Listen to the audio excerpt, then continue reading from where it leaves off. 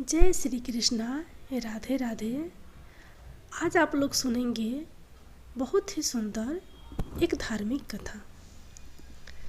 एक समय की बात है, मध्य देश में एक बहुत ही सुंदर नगर था। उस नगर में एक चोर रहता था। वह छोटी मोटी चोरी करके अपने परिवार का पालन पोषण करता था, लेकिन उस चोरी के धन से उसके परिवार का पूरे तरीके से खर्चा नहीं चलता था। एक दिन उसने सोचा कि पाप तो पाप होता है, चाहे छोटा हो या बड़ा हो। मैं चाहे छोटी चोरी करूं या बड़ी, रहूंगा तो चोर ही। पकड़े जाने पर दंड तो मुझे उतना ही मिलेगा, तो क्यों ना मैं बड़ी चोरी करूं। ऐसा निश्चय करके उसने उस नगर के राजा के खजाने को लूटने की योजना बनाई। रात होने पर वह राजमहल में घुस गया और किसी तरह जहाँ राजा का खजाना था वहाँ पहुँच गया। और वहाँ पहुँचकर उसने देखा कि खजाने के कई सैनिक पहरा लगा रहे थे। सख्त पहरा देखकर चोर को लगा कि उनकी आंखों में धूल झोंकना बहुत कठिन काम है, और सोचने लगा, यहाँ तो साक्षात काल पहरा दे रहा है। अगर मैंने चोरी करने की कोशिश की तो जीवित नहीं बचूंगा। यह सोचकर चोर उल्टे प्राव लौट पड़ा। और लौटते समय उसने सोचा कि खाली हाथ लौटने से तो अच्छा है कि कुछ ना कुछ तो यहाँ से ले ही लूँ। मेरा यहाँ आना व्यर्थ नहीं होना चाहिए। चोर के दिमाग में विचार आया कि राजा के शयन कक्ष में चलना चाहिए, जहाँ राजा सोता है, और इस समय राजा अपने राजवस्त्र उतार कर सो गया होगा। मैं राजा के राजवस्त्र चुरा कर ले जाऊंगा और उन्हें पहनकर आसानी से धन चुरा कर यहाँ से निकल जाऊंगा। पहरेदारों को लगेगा कि मैं राजा हूँ, इसलिए वो मेरे रास्ते में नहीं आएंगे और मेरा काम आसान हो जाएगा। ऐसा निश्चय करके चोर राजा के शयन कक्ष के पास पहुंच गया और उसने धीरे से पर्दा हटाकर देखा तो अंदर का नज़ारा देखकर आश्चर्यचकित रह गया। उसने देखा कि राजा अपने पलंग पर गहरी नींद में सोए हुए हैं और उनकी रानी अर्धनग्न अवस्था में पलंग पर बैठी हुई थी।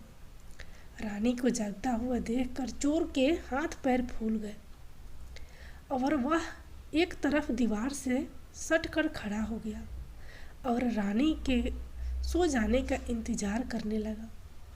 थोड़ी देर बाद फिर उसने पर्दा हटाकर देखा कि रानी सोई या नहीं, क्योंकि रानी सोए तो राजा के वस्त्र चुराए जाए।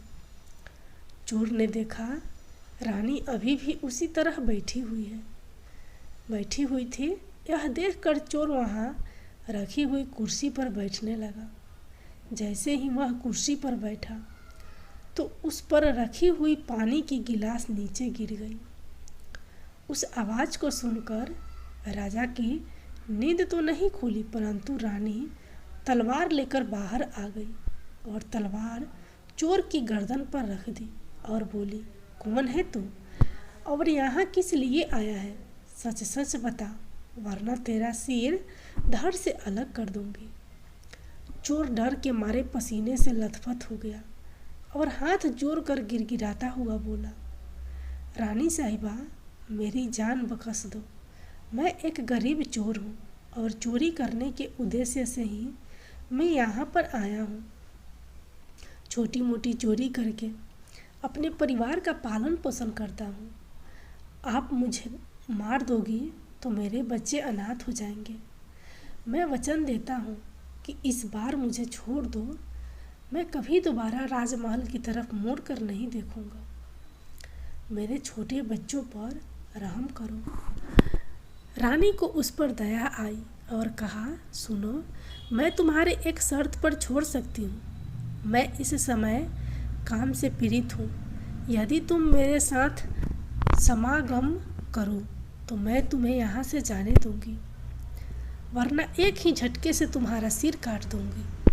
रानी की यह अनोखी शर्त सुनकर चोर और भी ज़्यादा घबरा गया और कहने लगा, रानी साहिबा, यह आप क्या कर रही हो?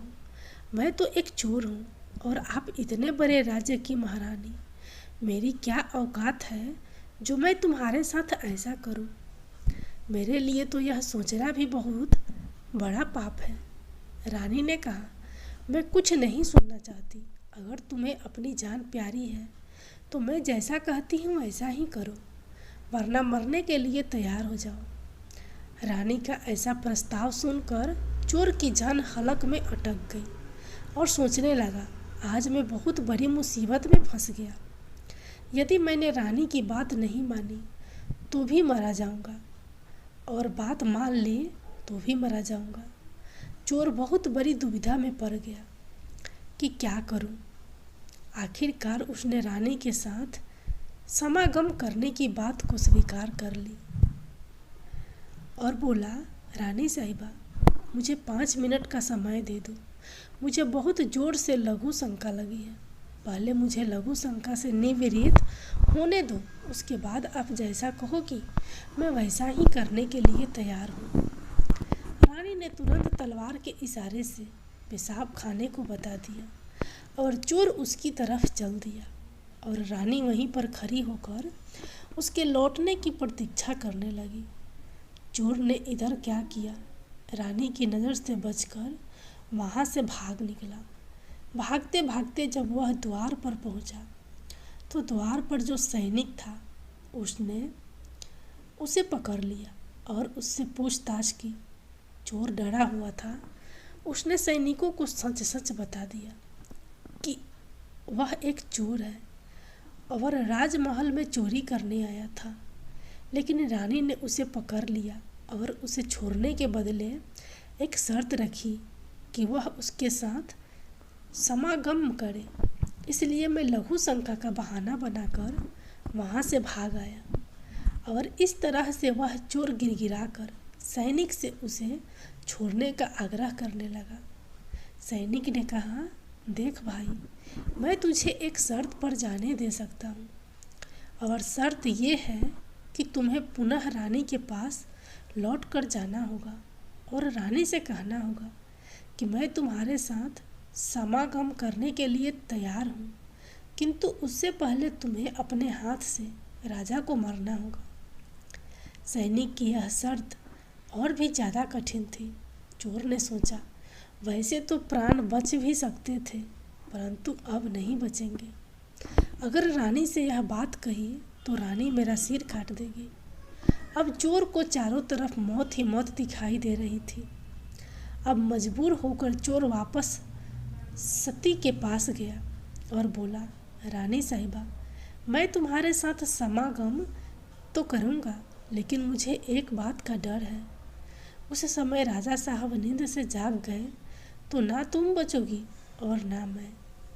राजा साहब हम दोनों को मार डालेंगे।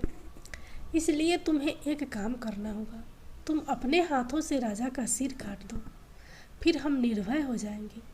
अगर तुम इतना काम कर सको तब तो मुझे तुम्हारी शर्त मंजूर है, वरना मैं तुम्हारे हाथों से मरना उचित समझूंगा। आप मुझे मार दीजिए। काम के वशीभूत रानी चोर से कहने लगी, ठहरो, यह कौन सी बड़ी बात है, मैं अभी राजा साहब की मौत के घाट उतार देती हूँ। इतना कहकर रानी ने दोनों हाथों से तलवार पकड़ी और सोए हुए अपने पति का सिर काट दिया। जब रानी ने राजा का सिर काट दिया तो शयन कक्ष खून से लथपथ हो गया और राजा के खून से रानी भी भीग गई। वह भयानक मंजर देख रानी बेहोश होकर गिर पड़ी और उसी समय चोर वहाँ से फरार हो गया। इधर सुबह राजमहल में शोर मच गया कि कोई राजा साहब को मार गया, मगर राजा को मारने वाले का कोई पता नहीं चल पा रहा था। सब लोग बड़े आश्चर्य में थे कि राजा को सोते हुए कौन मार गया। इधर रानी भी दहाड़ मार कर रो रही थी। इस रहस्य को पूरे राजमहल में केवल वह एक सैनिक ही जानता था कि रानी और उस चोर में से किसी एक ने ही राजा को मारा था, परंतु उसने इस बात की चर्चा किसी से नहीं की। इधर राजा के अंत्येष्टि क्रिया की पूरी तैयारी हो चुकी थी। उधर रानी ने घोषणा की कि वह अपने राजा के साथ सती होना चाहती है। यह जानकर रानी पर किसी ने संदेह नहीं किया, क्योंकि रानी अगर ऐसी करती तो वह राजा के साथ सती क्यों होती। इधर रानी सब श्रृंगार करके राजा के साथ चिता पर जाकर बैठ गई। राज्य के सभी लोग राजा की चिता पर एक एक करके लकड़ी रख रहे थे और उन्हें नमन करके पीछे लौट रहे थे। इस प्रकार के सबके बाद में वह सैनिक भी राजा की चिता पर लकड़ी रखने गया, जो इस रहस्य को जानता था। उसने धीरे से रानी के कान में कहा, महारानी, आप तो सती हो जाओगी। मुझे इतना तो बता देती कि राजा को आपने मारा था या उस चोर ने। यह सुनकर रानी चौंक पड़ी। वह समझ गई कि इसका मतलब इस भेद को यह सैनिक भी जानता है। रानी ने कहा, सुनो राजा को ना तो मैंने मारा है ना उस चोर ने।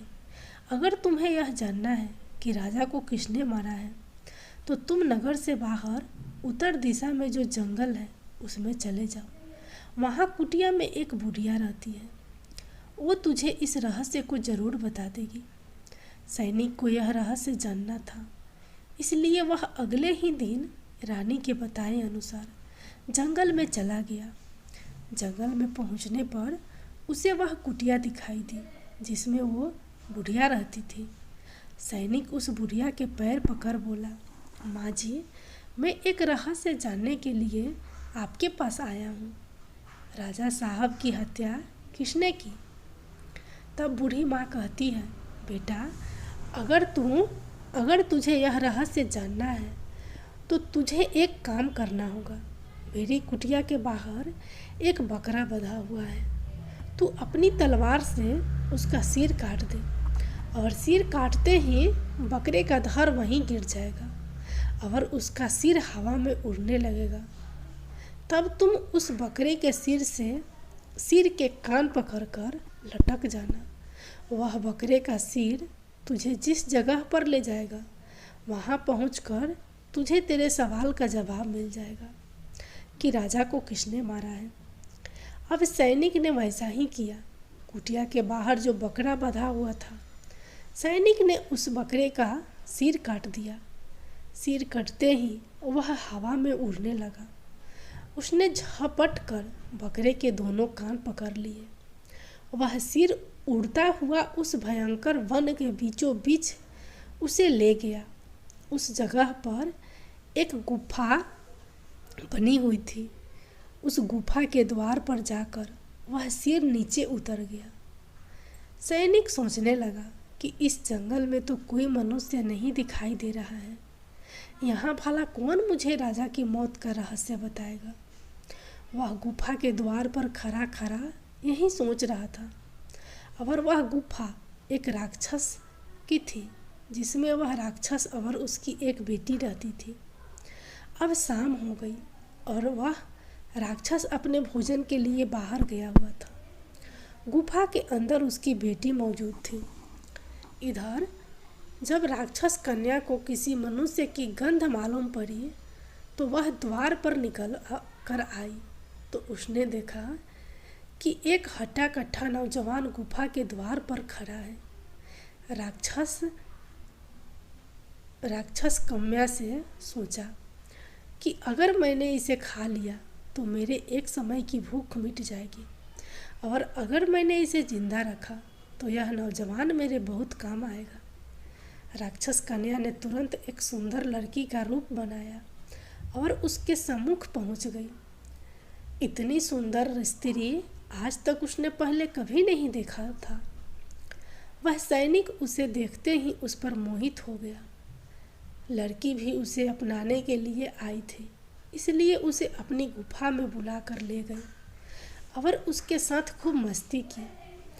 इधर जब राक्षस ने आने का समय हुआ तो लड़की ने उसे मच्छर बनाकर दीवार पर चिपका दिया। राक्षस आया और उसने लड़की से पूछा कि बेटी मुझे किसी मनुष्य की गंध मालूम पड़ रही है।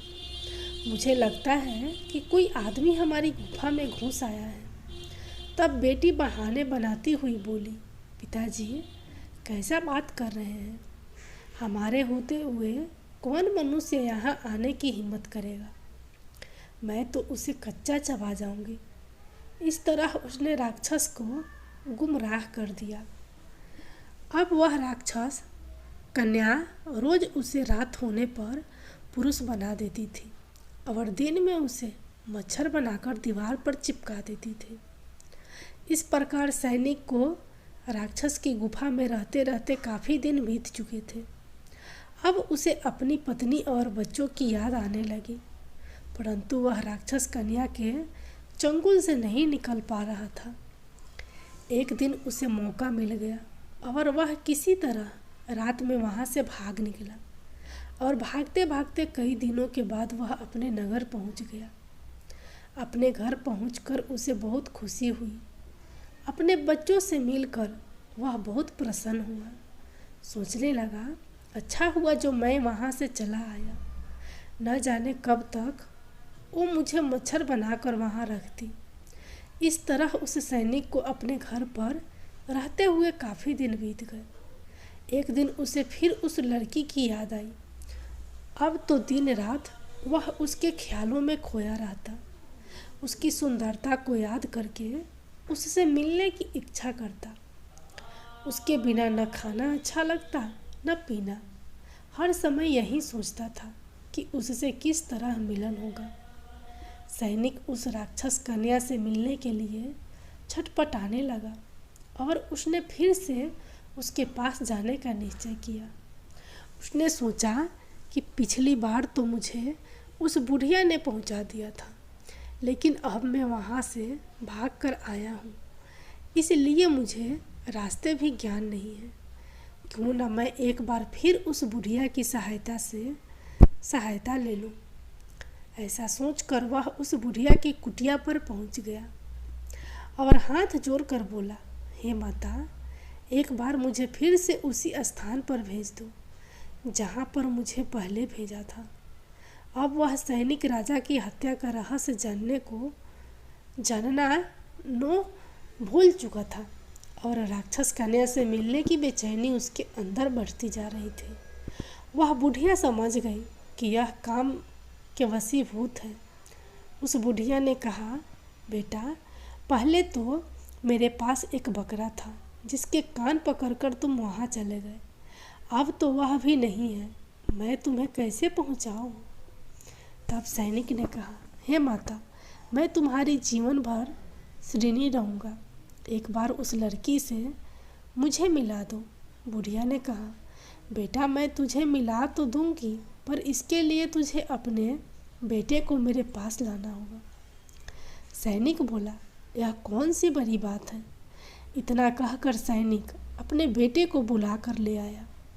बुढ़िया ने कहा, बेटा, जिस तरह तुमने बकरे का सिर काटा था, उसी तरह तुम अपने बेटे को सिर भी काट देना। फिर उसी तरह इसका सिर भी हवा में उड़ने लगेगा। तुम इसका सिर पकड़ लेना और यह तुम्हें उसी स्थान पर पहुंचा देगा। काम के वशीभूत वह सैनिक अपने बेटे का सिर काटने के लिए तैयार हो गया। उसने जैसे ही तलवार लेकर बेटे का सिर काटना चाहा, तब उस बुढ़िया ने उसका हाथ पकड़ लिया और कहने लगी, ठहरो, यदि तुम्हारे प्रश्न का जवाब है, चाहे कितने ही सगे हो, इन तीनों लोगों पर कभी भी विश्वास नहीं करना चाहिए। पहला, राजा को न चोर मारा था और न रानी ने, राजा को हवस ने मारा था। जिस काम वासना में अंधे होकर तुम अपने बेटे को मारने के लिए तैयार हो गए, इस हवस के वशीभूत होकर मनुष्य अंधा हो जाता है और वह निंदित से निंदित काम भी कर डालता है। दूसरा, इसी तरह धन का लालची भी कोई भी धन में अंधा होकर कुछ भी नहीं देख पाता। वह धन के लालच में आकर किसी को भी मार डालता है।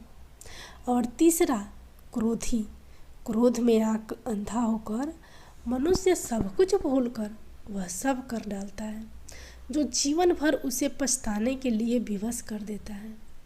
क्रोध में वह बुद्धि विवेक से शून्य हो जाता है और अपना पराया कुछ नहीं देख पाता।